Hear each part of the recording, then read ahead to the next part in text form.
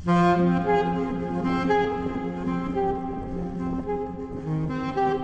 1960 жылдары Арал дүйнөдөгү эң ири 4-чү деңиз болчу. 60 жылдын ичинде анын суу аянты 10 эсеге азайып кеткен. Анткени Аралга куйган Аму дарыя менен Сыр дарыянын суусу деңизге дээрлик жетпей калган.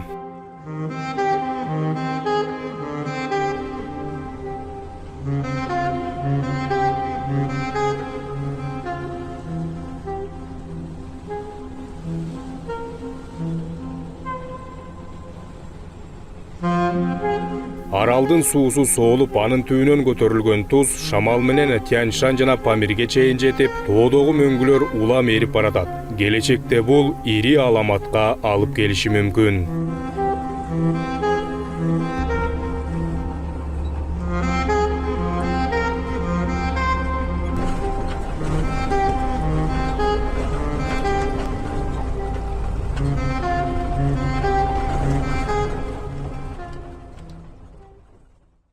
Саламатсыздарбы, ардактуу көрүүчүлөр, бүгүнкү чыгарылышта биздин мамлекетибиздин өзгөчө байлык болгон мөңгүлөрүбүздүн аларга болгон тийгизген терс таасирлери тууралуу кеп кылабыз. Бүгүнкү учурда дагы бир зыянын тийгизип келген биздин Казакстандагы Орал деңизинде турабыз. Бул жерде өзүңүздөр көрүп тургандай жердеги ак түстөгү албетте бул кар эмес, бул ошол деңиздин астында калган тартылгандагы кургакчылыктан пайда болгон суунун туздары десем болот. Бул туздар албетте алды Антарктидадан баштап Швейцарияга чейинки табылгандыгы аныкталды. Албетте Антарктида менен биздин мамлекетибизди салыштырганда биздин мамлекетибиз коңшу өлкө болгондуктан тоолорубузда ушул туздардын шамал аркылуу баргандыгы мөңгүлөрүбүздүн эригени тууралуу кеп кылабыз. Биз менен бирге болуңуздар.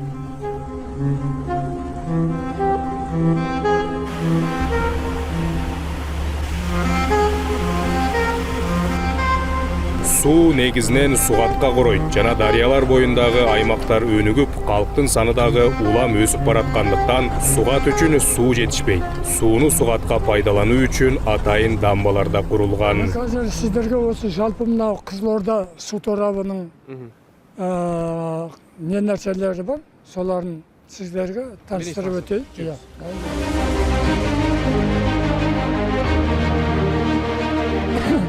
Бул энди Кызылорда суу торабынын башта салынуу процесси 1940 жылдары башталган. Одан кийин согуш болгон. Сону менен не керек? Бунун баардыгы кечеге 50 жылдан башталды. Осы курулуштун салуу маселеси содан башталган. Бул жерде бул плотинанын негизги максаты мына төмөнкү жактын баардыгын эгистик менен камтамасыз этүү. Жалпы бул плотина 120 000 гектарга жуук, сонун ичинде эгистик жерлери бар, башка да жайылым, шабындык бар, сонун баарын сууландырууга арналган. Энди мына жерден баштайык. Бул өзү мына эң үлкөн негизги дарыянын несі, мына оң жага правый ветки дейт, оң жага. Бунун боюнда 2,5 000 гектарга жакын эгистик бар. Соны сууландырады. Бунун мына сооружениянын өзүнүн суу жиберүү мүмкүнчүлүгү 50 кубка дейин жибере алат. Энди мына келе жатканыбыз мына негизги плотинанын өзү 5 пролеттен турады. Ар пролеты 15 метрден. Мына газы минеки, мына суу агып жатыр. Мына жерден. Мына жерде 3 пролет бар. Дарыянын табанына, алдына келген кайырдын кумдун баарын алып чыгып таштайт. Бул анау сондай 6 пролет бар анау. Ол экөөү да осы плотинанын алдындагы жыйналган кайыр кумдун баарын чыгарып таштайт. Сосын энди мынау жага айттым го, мына 5 пролеттен. Бурун кеше 90 жылдарга дейин плоский затвор болатын. Сону алып таштап сегментный затвор койду. Мына плотинага. Бул 5 пролеттен ар пролет өзү жеке-жеке жұмыс істейді.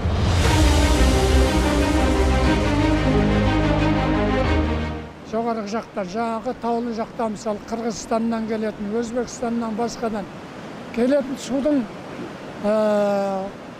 мынау Европадағы мемлекеттер сияқты сол бөлінген суды әрбір облысқа, мысалы біздің территория болса республикаға сондай мөлшерде бекітілсе деген. Біліңіз ба? Мысалы, ой су жоқ деген сияқты мәселе болмау керек қой. Әркім, мысалы, Европада әрбір өзеннің бойында неше мемлекет бар.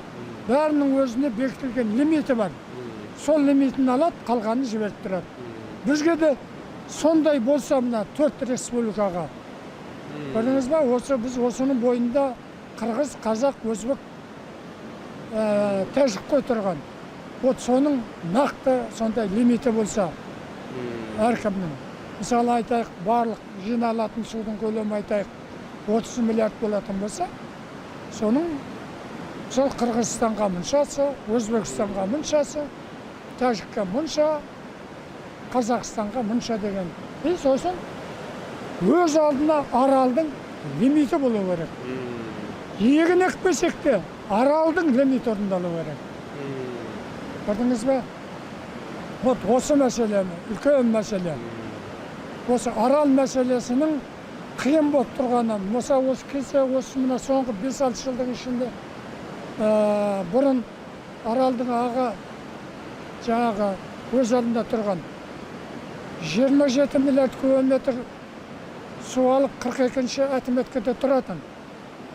Қазір соңғы осы 4-5 жылдың ішінде сол әтіметкенің бәрі төмен түсіп кетті. Осы биылғы жылды ғана 1-2 миллиардтай су қосылды. Қазіргі бұл жердегі су сол 20 миллиардтың маңайына енді ғана жетті. Бұрын ол жерде 27 миллиард су болатын. Көрдіңіз ба? Сол деңгейге жете алмай жатырмыз.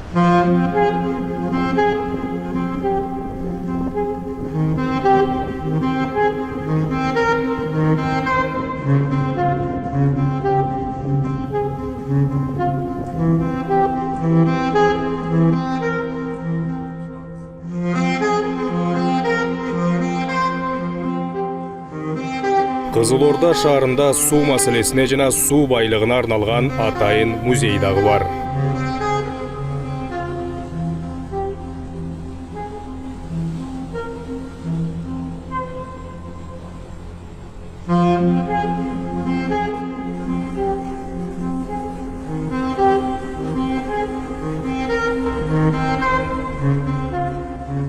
Эми бул жагдай боюнча, Арал деңизи боюнча биринчи маселеде мыйзам боюнча экологияны караш керекпи? Әрине. Біз осы кезге дейін шынын айтайық, кешегі тарихымызда да Қызыл империя болды СССР деген. Онан кейінгі 30 жылдан астам тарихымызда да жасыратын ешнәрсесі жоқ, шын мәнісінде шаруашылық, өмірлік қажеттілік, материальные ценности деген мәселелерге қатты мән беріп келдік. Ол әрине керек нәрсе. Өмірдің мүддесінсіз, шаруашылықсыз біз ешқайда бара алмаймыз. Ол өмірдің қажеттілігі керек, тамақ керек халыққа, киім керек, жағдай керек, мынадай экономикалық, тұрмыштық жағдайлар керек. Бірақ дегенмен соның бәрі, сол игіліктің бәрі, сол байлықтың бәрі мынау салауатты, өте сенімді экологияға ғана табан тірейді. Сол экологияның арқасында ғана ол өзінің жақсы жемісін, нәтижесін беретінін біз сезетінбіз. Бірақ шын мәнісіндегі ұғыну, түсіну, пайымдау өте кейін келді бізге, өте кеш келді. Сонау Қырғыздың арғы Хан Тәңірийдің бер жағынан басталып, Нарын мына жақта Памир Алай тауынан басталып Қарадария Қырғыз жерінен өнеді. Оған рахмат, шоң рахмет сіздерше айтқанда. Сол келіп Ферғана, Өзбектің Ферғанасында екеуі тоғысып Сырдария деген өзен құралады. Сырдария, Ферғана деген тостағанды, шөлді тостағанды әбден меймілдетіп қанықтырады. Суын береді. Өзекең, өзағаң ол суды өте көп алады о жерде. Анау Қарадариядан Андижан су қоймасы бар. Анау Тоқтоғылдан төмен қарайғы өзбектердің де біраз су алатын жерлері бар. Сөйтіп Наманган, Андижан сияқты көптеген жаңағы Ферғана көп қалаларды, жерлерді суландырады. сөйтеді де келіп тәжіктің Бахри Точик кешегі Қайраққұм су қоймасы бегаватта тәжіктің жерін кесіп өтеді. Сосын сәл өзбектің жерімен келеді, Шардара деген жерде біздің Қазақстанның жеріне келіп кіреді. Біз Сырдарияның төменгі ағысында отырмыз. Бұйырған суды алып отырмыз. Осы кезге дейін тағы да қайталап айтсам, кешегі советтік саясаттың әсерінен бізге өте остаточный, қалдық су беріп келді. Өте аз беріп келді. Онда да арал деген мәселені қойыңдар, ұмытыңдар. Күріш молшылығы и мақта тәуелсіздігі. Хлопковая независимость деген орысша айтқанда.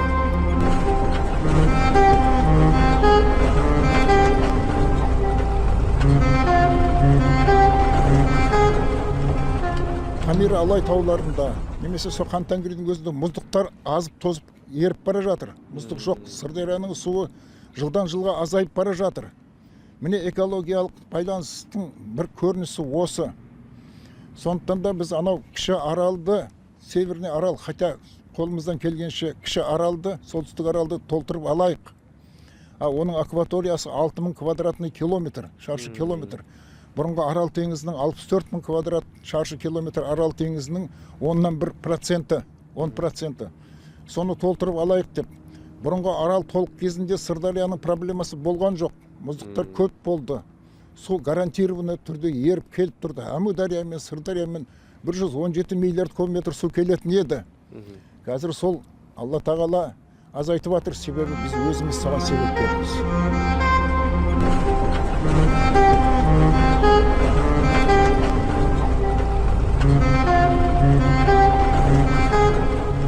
Қазір сол Арал теңізін құтқарудың ең басты жолдары қандай? Қазір сол бірігіп Аралдың, мен кілең осы мәселені көтеріп жүрмін, ерекше өзіне статус беру. Ол статусты қалай түсінеміз? Ол мысалға Өзбекстан, Қырғызстан, Қазақстан, Тәжікстан деген елдердің өз үлестері болса, осы су бассейндеріндегі. Дәл сондай Аралға да өз статусы болу керек. Соған бәріміз су беруге мүдделі болуымыз керек та. Соған сөзде өйткені анадан шыққан жаңағы құмды, тұзды массы бәр жаққа барып бүлдіріп жатыр. Өйткені табиғатта ондай елдердің шекара жоқ, экология шекара жоқ. Сондықтан біз соны бірігіп пайдалану мүдделі болуымыз керек деп санаймын. Солай істеуіміз болатындығында сенімдімін.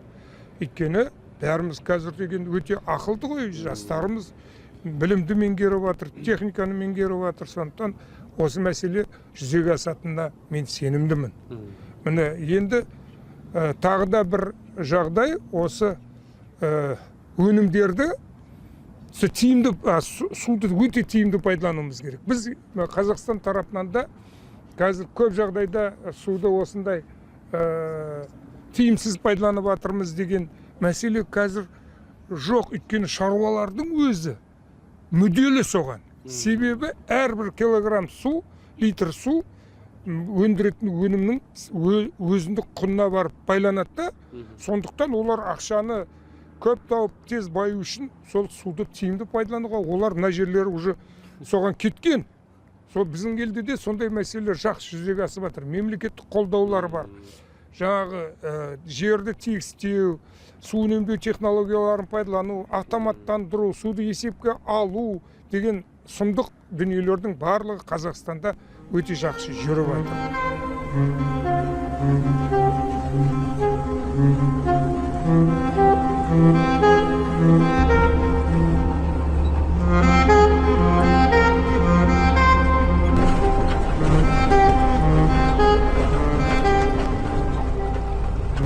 Жана биринчи дамға барганбыз.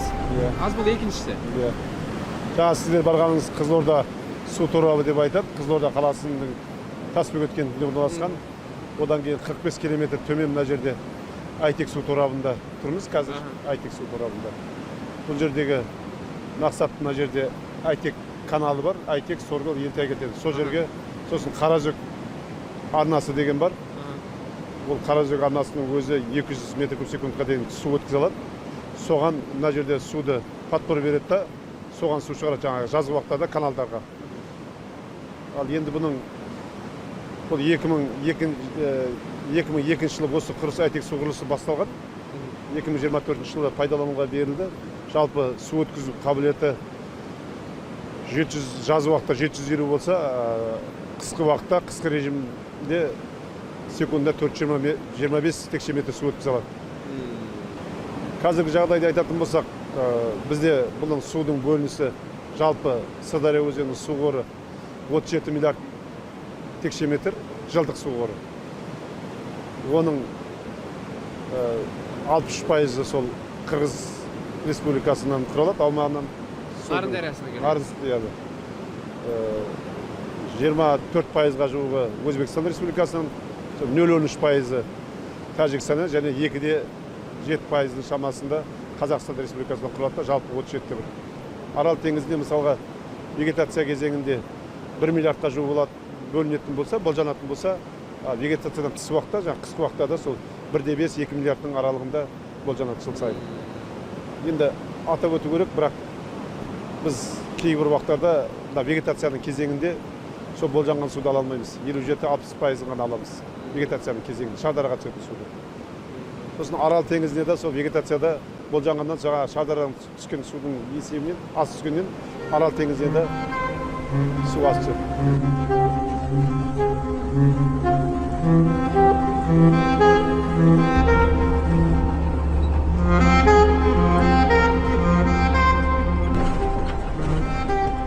Эми биздин максат бул жака келгенден Кыргызстан менен Казакстандын ортосунда достугун бекемдеп тагы бир жолу. Биз казак-кыргыз бир тууган дейт. Эми ушул Арал деңизинин баягы экологияга тийгизген таасирин биз Кыргызстан менен биргеликте ушул нерсе кандай бир биргеликте бир иш аткарсак болот. Бирге. Анткени биздин айта турган нерсе бул ал деңизден Казакстанга эмес, кошуна өлкөлөргө дагы, мисалы бизге, Кыргызстанга, биздеги азыркы учурдагы мөңгүлөрдү билесиздер. Биздин мөңгүлөрдүн ээришине дагы бир чоң таасир этип атыптыр. Бул биринчи маселе. Анан бул деңиздин баягы Атлантикага чейин туздар табылып атат. Эми Атлантика кайсыл жакта, Кыргызстан кайсыл жакта, мисалы да. Ошондуктан балким биздин мөңгү ээрий турган болсо, бизде деле суу мөңгүдөн келет да, Кыргызстанга деле. Ал суу сиздерге да келет. Мына ошол маселени чоң биргеликте чечүү максатында балким биздин жогорку жактагы бийликтегилерге жетет деген ой менен келдик биз. Эми биринчи сурообуз мындай: азыркы учурда Арал деңизинин жок болушунан сиздерге тийгизген экологиялык таасири кандай болуп атат? Енді болар іс болды. Қазір енді соны қайттан қалпына келтіреміз деген мақсатта біз енді мемлекет, Қазақстан мемлекет жұмыстар жасалып жатыр. Аралдың табанына, ұлтанына ағаш егу, көгалдандыру, сексеуіл егу, жыңғыл егу мақсатында қазір осы орман шаруашылығымен қазір көптеген жұмыстар жүргізіліп жатыр. Оны көрсетіп жатырмыз қазір. Өзбекстан халқымен бірлесіп, үлкен арал жағын, біздер кіші арал жағын көптеген сексеуіл егіп жатырмыз осы көптеген мәселелерді. Енді ол жасалып жатқан жұмыстар. Ең бірінші мәселе қазіргі қырғыз халқымен жасалатын жұмыс, менің ойым, мынау жоғарыдан келетін суды тиімді пайдалану, бірлесіп. Оптимальный вариант дейді ғой, оптимальный вариант, тиімді пайдалану. Керек суын теңізге беру, кіші аралға, керек суын ауыл шаруашылығына жұмсау, керек суын халықтың әлеуметтік жағдайына жұмсау керек қой деп есептейміз. Негізгі мақсат мына Сырдария өзенінің суын 12 ай бойы қалай пайдаланатынымызды, жаңағы сабақ өзінше бір календарный план ба, сондай тиімді жұмыстар жасалып керек қой деп есептеймін. Екі министрлік бізге әр ай сайын міне анандай су алуымыз керек. Сіздер өздеріңіздің условия жағдайларыңызды айтуымыз керек, Қазақстан өзінің жағдайын айту керек, сөйтіп сол жұмыстар атқарылып керек қой.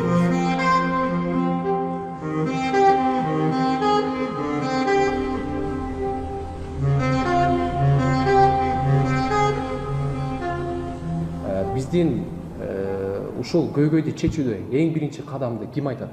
Сен ким жооп берет? Оюңуздарды угалы биринчи. Су мәселесі осы Орта Азия мен Қазақстан елдерінде өте остро тұр дегенді. Кішкене күрделі емес, как айтуға болады. өткір тұр, дұрыс міне. Өткір тұрған мәселе.